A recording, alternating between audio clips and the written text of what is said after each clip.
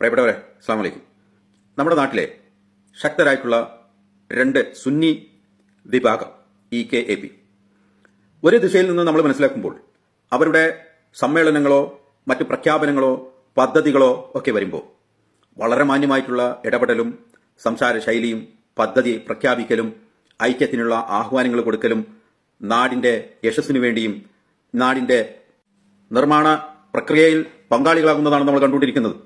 രാജ്യത്തിന്റെ വിവിധങ്ങളായ സംസ്ഥാനങ്ങളിൽ മുസ്ലിം സമുദായത്തിൽപ്പെട്ടവർ തന്നെ ഇസ്ലാമിന്റെ ബാലപാഠങ്ങൾ പോലും അറിയാൻ കഴിയാത്ത ഒരു സാഹചര്യം, അവരുടെ സിറ്റുവേഷൻ, അവരുടെ ജീവിത ശൈലിയൊക്കെ അതിന് കഴിയാത്തൊരു സാഹചര്യത്തിൽ അത്തരക്കാരിൽ ഇറങ്ങിച്ചെന്നുകൊണ്ട് അവർക്ക് മതപരമായിട്ടുള്ള അറിവുകൾ നൽകി കൊടുക്കുകയും ആവശ്യമായിട്ടുള്ള സംവിധാനങ്ങൾ സഹകരണങ്ങൾ ചെയ്തു കൊടുക്കുന്നതിലേക്ക് SSFും SYSും കേരള മുസ്ലിം ജമാഅത്തും ഒക്കെ നിലകൊള്ളുമ്പോൾ അത് പദ്ധതികളായി രാജ്യത്തിന്റെ നിർമ്മാണ പ്രക്രിയയിൽ പങ്കാളികളാകുകയും രാജ്യത്തിന്റെ സ്നേഹവും ഐക്യവും അഖണ്ഡതയും ഒക്കെ കാത്തു സൂക്ഷിക്കുന്നതിലേക്ക് ഉള്ള വിളംബരങ്ങളും ആഹ്വാനങ്ങളും കൊടുക്കുമ്പോൾ വളരെ ഖേദകരം എന്ന് പറയാം. മറ്റൊരു വശത്ത് നമ്മൾ മനസ്സിലാക്കുമ്പോൾ EKAPന്റെയോ അല്ലെങ്കിൽ SSF സുന്നി സ്റ്റുഡന്റ് ഫെഡറേഷൻ, സമസ്ത കേരള സുന്നി സ്റ്റുഡന്റ് ഫെഡറേഷൻ ഇവരെ സമ്മേളനങ്ങൾ നടക്കുമ്പോൾ ഒന്നുകിൽ ആരെങ്കിലും ഒന്ന് പഴിചാരുന്നതോ അല്ലെങ്കിൽ കുറ്റം പറയുന്നതോ ആയിട്ടുള്ള ഒരു സാഹചര്യമാണ് നമ്മൾ കണ്ടുകൊണ്ടിരിക്കുന്നത്. Samastha Kerala Sunni student federation SKSSF 35 വർഷം പൂർത്തീകരിച്ചതിന്റെ സമ്മേളനം, അതിലെ സംസാരങ്ങൾ, പ്രഭാഷണങ്ങൾ നമ്മൾ ശ്രവിക്കുമ്പോൾ ഈ കാന്തപുരം വിഭാഗത്തെയും അവര് എന്താണോ കൊണ്ടുവരുന്നത്, അവരുടെ പദ്ധതികൾ, അതുമായി ബന്ധപ്പെട്ട് ആത്മീയപരമായിട്ട് ഇനി പരിശുദ്ധ റസൂലിന്റെ ആസാറുകൾ, ഇതേക്കുറിച്ചും ഒക്കെ കഴിഞ്ഞ കാലങ്ങളിൽ ഒരുപാട് നാളുകളായിട്ട് പറയപ്പെടുകയും യുക്തിവാദികളെ കൊണ്ടും നിരീശ്വരവാദികളെ കൊണ്ടും മതനിഷേധികളെ കൊണ്ടും വളരെ മോശപ്പെട്ട അഭിപ്രായം പറയിപ്പിക്കുന്നതിലേക്ക് കവലകൾ തോറും റോഡുകളും വഴിയോരങ്ങളിലൊക്കെ സ്റ്റേജും മൈക്കും വെച്ച് കെട്ടിക്കൊണ്ട് ഇത്തരത്തിലുള്ള കാര്യങ്ങൾക്ക് വിശ്വാസികളായിട്ടുള്ള ആളുകൾ ബർക്കത്തെടുക്കുന്ന അല്ലെങ്കിൽ അള്ളാന്റെ റസൂലിന്റെ ആ ഒരു ഷാർ മുബാറക് അല്ലെങ്കിൽ ആസാറുകൾ ബർക്കത്തെടുക്കുന്നതിനെ ഇല്ലായ്മ ചെയ്യുകയും അതിന്റെ സനത് ചോദിക്കുകയും മലിമസമായ ഒരു സാഹചര്യം കേരളത്തിന്റെ മണ്ണിലും ലോകത്തും സൃഷ്ടിച്ചു വെച്ച് അവര് ഒരു അധപതനത്തിന്റെ അവസ്ഥയിലേക്ക് അവർ പോയിക്കൊണ്ടിരിക്കുന്നു. പരസ്പരം അടികൂടുന്നു, അങ്ങോട്ടും ഇങ്ങോട്ടും ഗ്രൂപ്പുകളാകുന്നു. ഒരു സമ്മേളനം വെച്ച് കഴിഞ്ഞാൽ മര്യാദക്ക് സംസാരിക്കാൻ കഴിയുന്നില്ല. ഒന്നുകിൽ പാർട്ടിയുടെ മേളിലേക്കോ അല്ലെങ്കിൽ സയ്യിദന്മാർ ഇങ്ങനെയൊക്കെ തുടങ്ങിയിട്ട് അവർ ഗ്രൂപ്പുകളിലായിട്ട് പല വിഷയങ്ങൾ നടന്നുകൊണ്ടിരിക്കുമ്പോഴും അവര് സ്വയം തിരുത്താനായിട്ട് ഇപ്പോഴും മുന്നോട്ട് വരുന്നില്ല എന്നുള്ളത് വളരെ ഖേദകരമായ സംഭവമാണ്.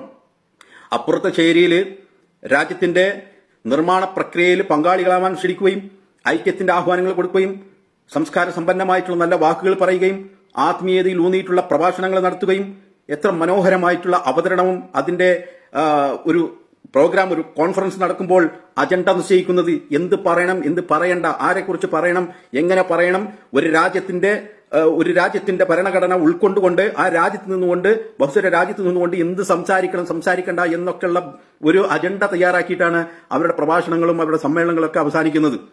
മറിച്ച് ഇപ്പുറത്ത് വരുന്നത് ഈ കുറ്റപ്പെടുത്തലുകളും ഇപ്പോഴും നിർത്തിയിട്ടില്ല എന്നുള്ളതാണ്. നമ്മളൊക്കെ കരുതിയത് ഐക്യത്തിന്റെ പാതയിലൂടെ സഞ്ചരിക്കുമ്പോൾ ഇതൊക്കെ നിർത്തി കാണും എന്നാണ് നമ്മൾ മനസ്സിലാക്കിയത്. വീണ്ടും തുടങ്ങുകയാണ്. സനത് ചോദിക്കുക, പരിശുദ്ധ റസൂലിന്റെ ആസാറ് ഷാർ മുബാറക്കിനെ കുറിച്ച് ഇപ്പോഴും സംശയങ്ങൾ പറയുക. എന്നിട്ട് നിങ്ങൾ എവിടേക്കാണ് കൂട്ടരായി കൊണ്ടുപോകുന്നത്? ഒരു കാലത്ത് പടിയടച്ച് പിണ്ടം വെക്കലും മഹലുകളിൽ നിന്നൊക്കെ AP വിഭാഗത്തിനെയും അതിന്റെ അണികളെയും അല്ലെങ്കിൽ അതിന് ജോലി ചെയ്യുന്ന ഏതെങ്കിലും പണ്ഡിതന്മാരെയൊക്കെ അവരെ അടിച്ചിറക്കാനുള്ളതും അവർക്ക് പ്രത്യേക സർട്ടിഫിക്കറ്റ് കൊണ്ടുവരാൻ വേണ്ടി ആവശ്യപ്പെടുകയോ അതില്ല എങ്കിൽ ഇതിൽ ജോലി ചെയ്യാം, മദ്രസയിൽ ജോലി ചെയ്യാൻ വേണ്ടി പറ്റില്ല എന്നൊക്കെയുള്ള ആഹ്വാനങ്ങൾ ഇതൊക്കെ ഇങ്ങനെ ഇറക്കി കൊടുക്കുകയാണ്. അബ്ദുസമദ് പൂക്കോട്ടൂരിനെ പോലെയുള്ളവർ വലിയ പ്രവാചകനാണ്.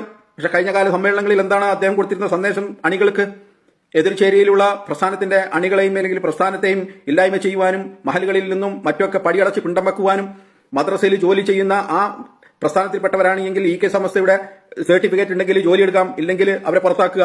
ഇപ്പൊ നമ്മൾ കേട്ടുകൊണ്ടിരിക്കുന്നു പൗരത്വ ഭേദഗതി ബില്ലുമായി ബന്ധപ്പെട്ടിട്ടുള്ള എന്തെല്ലാം NRCയും CAയും ഒക്കെ പോലെയുള്ള വിഷയങ്ങൾ വരുമ്പോൾ നമുക്ക് വലിയ ബേജാറാണ്. പക്ഷെ ഇതൊക്കെ അതേപോലെയുള്ള സംഗതികളാണ് മഹലിൽ നിന്ന് പുറത്താക്കലും ഈ ചെയ്യുന്ന പരിപാടിയൊക്കെ. ഇത് ഇവരാണ് ചെയ്തു കൂട്ടിയിരുന്നത്, സംസാരിച്ചിരുന്നത്. അപ്പൊ ആ കാലഘട്ടം കഴിഞ്ഞു. ഇനിയെങ്കിലും ഐക്യത്തിന്റെ പാതയിലേക്ക് വരും. കാലം അത്രമാത്രം കലുഷിതമായ ഒരു സാഹചര്യത്തിലൂടെ പോയിക്കൊണ്ടിരിക്കുന്നു. മുസ്ലിം സമുദായത്തിന്റെ ആരാധനാലയങ്ങൾ പൊളിക്കപ്പെടുന്ന അവസ്ഥ, അത് ചികഞ്ഞു നോക്കുന്ന അവസ്ഥ, തറകൾ പൊളിക്കുന്നു, ഭൂമിക്കടിയിൽ എന്തെങ്കിലും ഉണ്ടോ എന്ന് നോക്കുന്നു.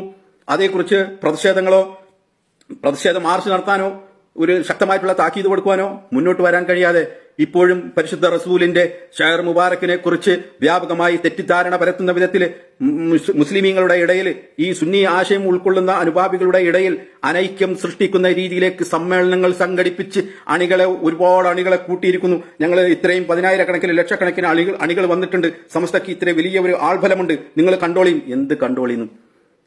കാണുകയല്ല, അല്ലെങ്കിൽ കുറെ ഫോട്ടോ എടുത്ത് വീഡിയോസ് വിടുന്നതിലല്ല ശക്തി പ്രകടനം എന്ന് പറയേണ്ടത്.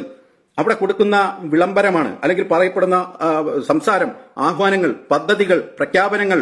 അത് ഐക്യത്തിന്റെ പാതയിലൂടെയും സ്നേഹത്തിന്റെയും സൗഹാർദ്ദത്തിന്റെയും ഐക്യത്തിന്റെയും വാക്കുകളും ആണ് വരേണ്ടത്. സുന്നത്ത് ജമാഅത്തിന്റെ ആശയ ആദർശത്തിൽ ഊന്നിയിട്ടുള്ള വാക്കുകൾ, പ്രഭാഷണങ്ങൾ, ആത്മീയത, ഇതൊക്കെയാണ് അവിടെ ഉയർന്നു വരേണ്ടത്. അതിന് പകരമായിട്ട് സംസാരിക്കപ്പെടുന്ന വിഷയങ്ങൾ ബഹുഭൂരിപക്ഷം സംസാരിക്കുന്നതും അതിന് കൂടുതൽ സമയം കണ്ടെത്തുന്നതും ഒന്നുകിൽ ആരെങ്കിലൊക്കെ പഴിചാരേണ്ടി വരും. രാഷ്ട്രീയക്കാർ ഇടപെട്ടതിനെ കുറിച്ചോ അല്ലെങ്കിൽ അവർ തമ്മിലുള്ള പ്രശ്നങ്ങളെ കുറിച്ചോ അങ്ങോട്ടും ഇങ്ങോട്ടും ഒളിയമ്പുകളിൽ പറയുന്ന അവസ്ഥയിലേക്ക് ഇവരുടെ പ്രഭാഷണങ്ങളും ഇവരുടെ സമ്മേളനങ്ങളും അങ്ങനെ ഉപയോഗപ്പെടുത്തി പോവുകയാണ്. ഇതിന് കുറെ ആളുകൾക്കെങ്കിലും ചിന്താബോധമുള്ളവരില്ലേ? സോഷ്യൽ മീഡിയയിലൊക്കെ ഇടപെടുന്ന വലിയ വലിയ യുവ പണ്ഡിതന്മാരും മറ്റൊക്കെ നല്ല നല്ല കാഴ്ചപ്പാടുള്ളവരുണ്ട്. എന്നിട്ട് പോലും ഈ ഒരു കാലഘട്ടത്തിൽ, വർത്തമാന സാഹചര്യത്തിൽ ഇങ്ങനെയൊക്കെ അവരെ പറയാൻ വേണ്ടിയിട്ട് അതിന് മനസ്സ് വരുന്നുണ്ട് എങ്കിൽ എവിടെയാണ് ഇവർക്ക് ഐക്യത്തിന്റെ ഒരംശം പോലും ഹൃദയങ്ങളിൽ ഇല്ല എന്നാണ് നമുക്ക് മനസ്സിലാക്കുന്നത്. അജണ്ട തയ്യാറാക്കുമ്പോൾ ഇത്യാദി കാര്യങ്ങളാണോ അജണ്ട തയ്യാറാക്കുന്നത്?